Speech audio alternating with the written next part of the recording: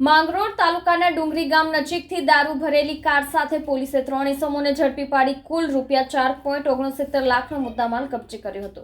માંગરોળ તાલુકાના ડુંગરી ગામ નજીકથી દારૂ ભરેલી કાર સાથે પોલીસે 3 ઇસમોને ઝડપી પાડી દારૂ સહિત ₹4,69,900નો મુદ્દામાલ કબજે લીધો હતો।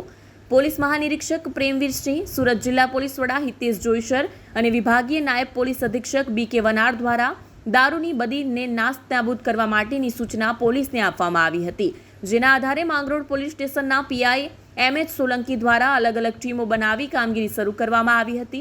આ દરમિયાન પેટ્રોલિંગમાં નીકળેલી પોલીસ ટીમના પોલીસ કોન્સ્ટેબલ સુહાગભાઈ શ્રીપતભાઈ અને બાતમી મળી હતી કે માંગરોળ તાલુકાના ખરેડા રતોલા ગામ થઈ ડુંગરી ગામ નજીકથી એક સફેદ કલરની દારૂ ભરેલી I-20 હુન્ડાઈ કારમાં દારૂ ભરીને કેટલાક ઇસમો તડકેશ્વર તરફ જનાર છે, જેના આધારે ઉપરોક્ત સ્થળો પર પોલીસે વોચ ગોઠવી હતી। આ દરમિયાન GJ 05RA 2272 નંબરવાળી કાર આવતા પોલીસે તેને અટકાવી તપાસ કરતા કારમાંથી ₹54,400નો દારૂ મળી આવ્યો હતો, તેમજ વાહન સહિત અન્ય મુદ્દામાલ મળી ₹4,69,900 પોલીસે કબજે લીધો હતો।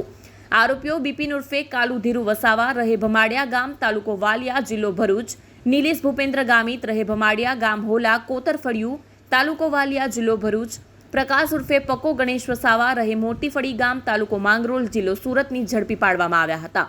જ્યારે આ ગુનામાં સંડોવાયેલ મુકેશ બાલુ વસાવા, રહે જામણિયા ગામ, તાલુકો વાલિયા, જિલ્લો ભરૂચને વોન્ટેડ જાહેર કરવામાં આવ્યો છે। સત્તાર શેખનો રિપોર્ટ, આઝાદ ન્યૂઝ।